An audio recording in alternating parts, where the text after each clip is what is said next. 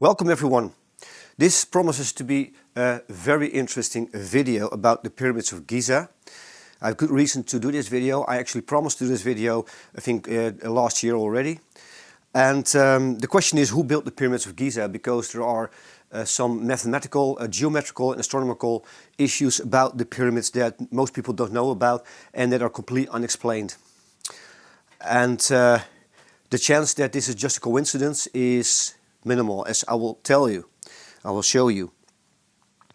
First, about the pyramids, there are some things that are well known, like holes drilled in rose granite. It's very, very hard stone, perfectly rounded holes that require specific drills to actually cut. And according to history, the Egyptians didn't have the technology to do this. But this is well known, but this is just to warm up about the pyramids, that there are unexplained phenomena. And here is a picture of the drills that we have today with diamond, and we use them to cut for a very hard material, and the Egyptians didn't have this technology. There's no evidence anyway. And here is another example of a huge drill hole here. A massive drill was used to cut through this rose granite, perfectly smooth edges, impossible. But this is what has been discovered in Egypt. It's very interesting. And there are other phenomena that are unexplained about Egypt. What I'm going to show you in this presentation is not my own discovery. It's from Hans Jelitto, Dr. Hans Jelitto. He's a German physicist from the University of Hamburg. And he did this research. And if you're interested in his work, I put links in the description box so you can find out for yourself. It's very interesting. Most of his work is in German. He's a German physicist. So it's very interesting to check out his work, definitely also on his ResearchGate page. So the pyramids of Giza, they are one of the 7 wonders because we don't know with certainty how they were built and why they were built and actually exactly when they were built. We just know they are on the Giza plateau, specifically aligned. And they were built with massive, massive stones weighing many, many tons. And the hard granite stones in the center of the pyramids were transported over many hundreds of kilometers. And we even don't know how they accomplished that. We have theories, but they are not really satisfying. If we look at how the pyramids are positioned on the Giza plateau, they are not in a perfect line. They are Mykerinos, the smallest pyramid, is slightly off. So if we name the pyramids, the smallest one here is Mykerinos. Then we have the middle one here, that's Khafre, and the Great Pyramid is Cheops, referred to as Cheops. There are also English names, there are Latin names, there are Greek names, and I stick to, in this presentation, I stick to Cheops, Khafre, and Mykerinos. And as you can see, again, they are not in a straight line. Mykerinos is slightly off. Why is that? Interesting question. What we do know, and this is also well known, is that the pyramids are aligned almost perfectly north. And this is also already very interesting because according to history, the Egyptians had a flat earth model. Whether or not that is true, well, I don't think so, because if you align buildings like this almost perfectly north, all 3 of them, that requires knowledge of the North and South Pole, evidence of spherical knowledge of the Earth. Another interesting fact is also well known, is that if we look at the circumference of the Earth and the North Pole in the north, and then we have the horizontal line as the equator, we see that the Giza plateau is centered almost perfectly 30 degrees north of the equator. And that's r divided by 2. That is 2 segments of r, halfway to the North Pole. And if you connect the dots 30 degrees north and 30 degrees south, you get a perfect hexagram. Whether or not this is coincidental, it's just a fact. It's interesting, well known. Now we come to the really interesting information regarding the pyramids. The astronomical knowledge that is associated with the pyramids in a very specific way. And again, the odds that this is a coincidence is minimal. So we look at the baseline of the pyramids. the length, the average length, which has been measured in the 19th century, and the length is approximately 230.364 meters, and this number has been used throughout the decades for all kinds of research purposes. So what is very interesting here, Jelitto pointed out that if we take the baseline of the Great Pyramid of Cheops, 230.4 meters, and then we look at the volume of the sun, divided by the volume of the Earth. So we take the volume of the sun, we divide it by the volume of the Earth. We get the volume ratio of the sun and the Earth, which is 1,301,268. Now, if we take the baseline of the Cheops pyramid, 230.364 meters, and we multiply that by the volume ratio, we get the speed of light. 2.9977 times 10 to the 8 meters. And the deviation with the actual speed of light, as we know today, is only 0.01%, which is extremely small.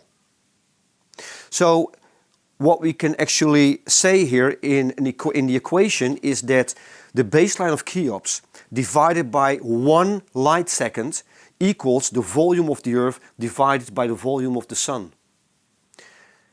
And you could argue that this is just a coincidence. What's very important here is that we don't use adjustment factors, not times 10 or times 100 or times 1000 to get to the speed of light, to get the numbers matched perfectly. No, this is pure ratio, and it doesn't matter whether you use meters or another measurement unit, the ratio is always the same. So no adjustment factors, this is just pure numbers. We multiply them, we get the speed of light. So again, the baseline of the Cheops pyramid divided by 1 light second equals the volume of the Earth divided by the volume of the Sun.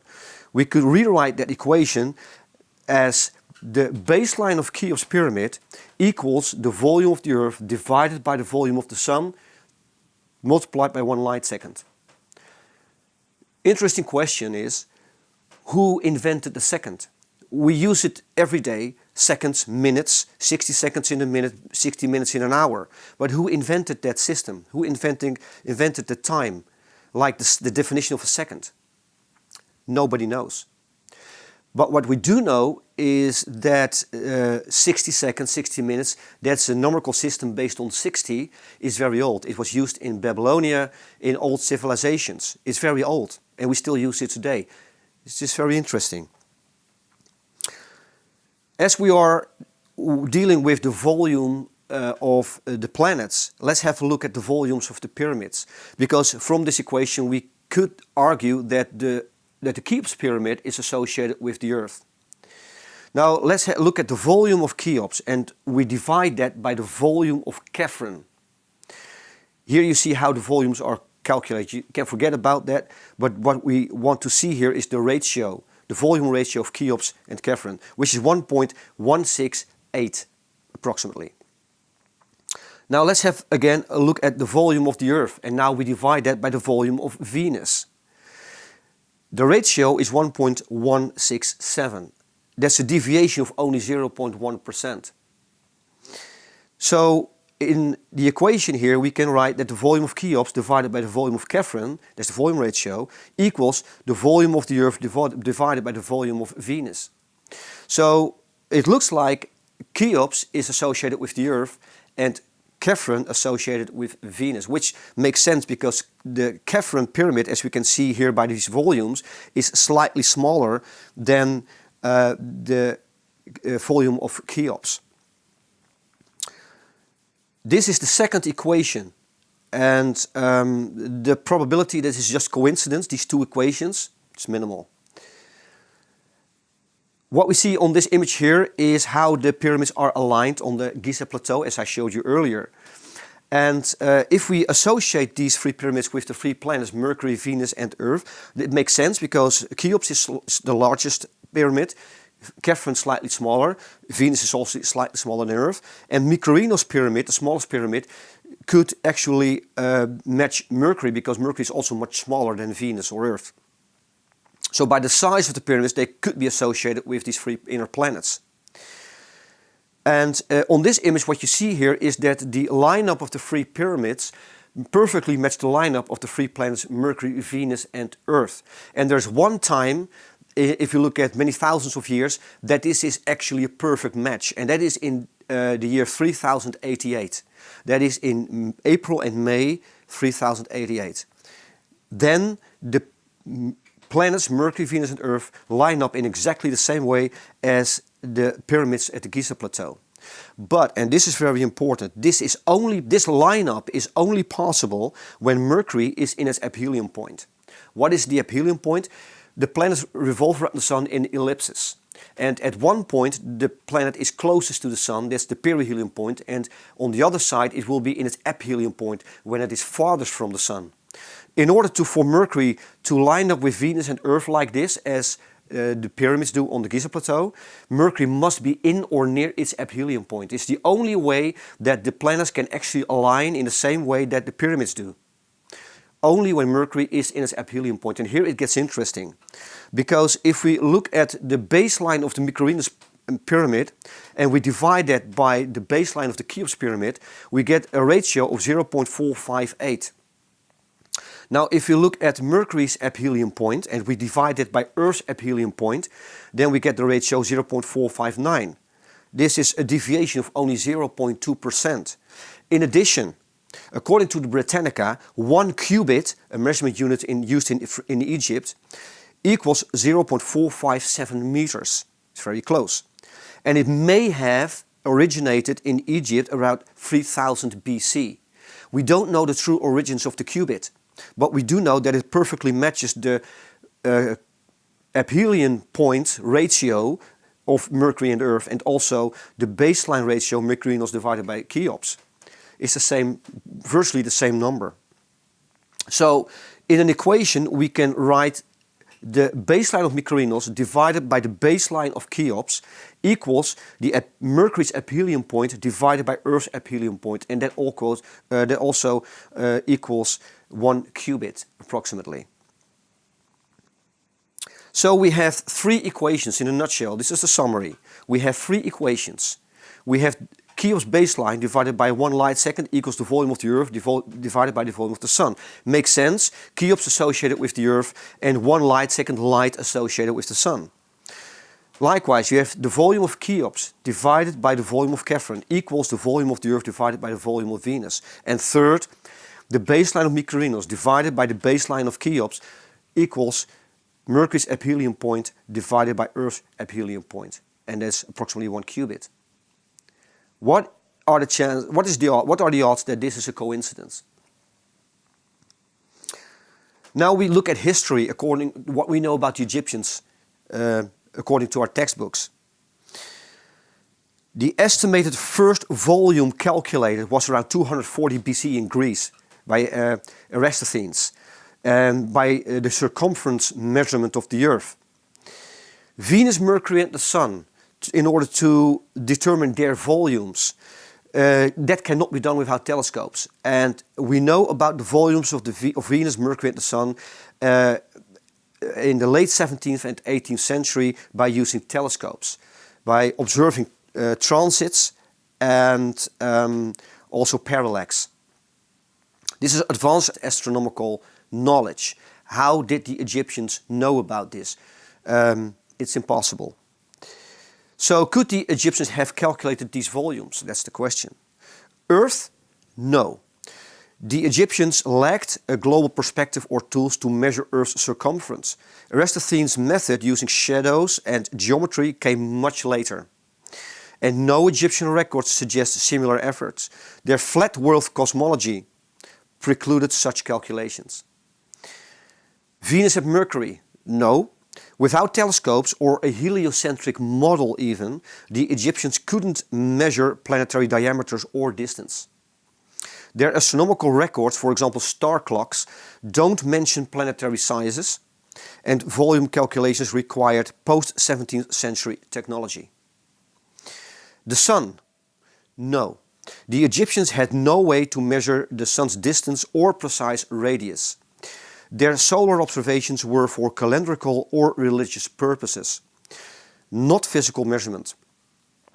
The necessary mathematics and distance estimates, for example AU, appeared millennia later.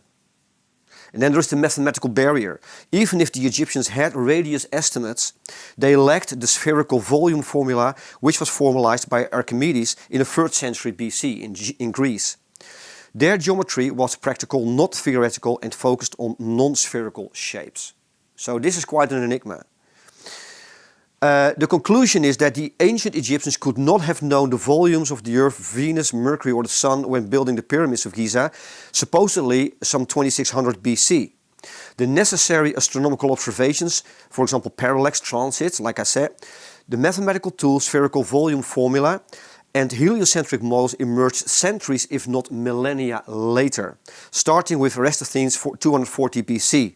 And for Earth and for the 17th century for Venus, the 17th, 18th centuries for Venus, Mercury and the Sun.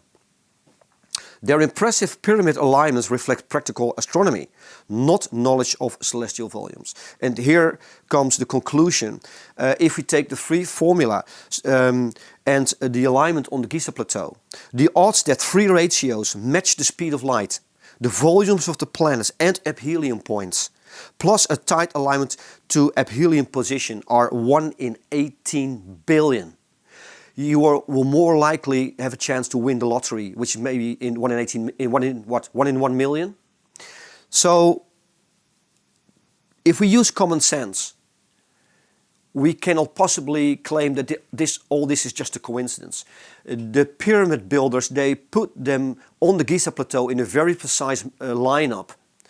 Very precise geometry, the baselines, the heights, matching volumes, matching the speed of light, matching the volume of the sun. If you add it all up, we can only ask ourselves who built the pyramids. And then there is another question, that's my personal question. We saw with the lineup of the pyramids on the Giza plateau, matching the lineups of the planets in the year 3088. And why 3088? Apart from the fact that it matches Mercury's aphelion point. And what stands out to me is that if we look at the great year, we consider the great year, which is a full precession cycle, which is approximately 25,920 years. A half a cycle is 12,960 years. Now, if we take the year 3088 and we subtract 12,960 years, that's half a great year, we end up around 9,872 BC. That's approximately 10,000 BC, 12,000 years ago. And that's a time that we see repeatedly in many books about Atlantis, about the Great Flood, the start of our interglacial period, the end of the Ice Age. 10,000 BC or 12,000 years ago, that shows up a lot in many books and many research, a lot of research about Atlantis, like I said, the end of the Ice Age, etc., etc.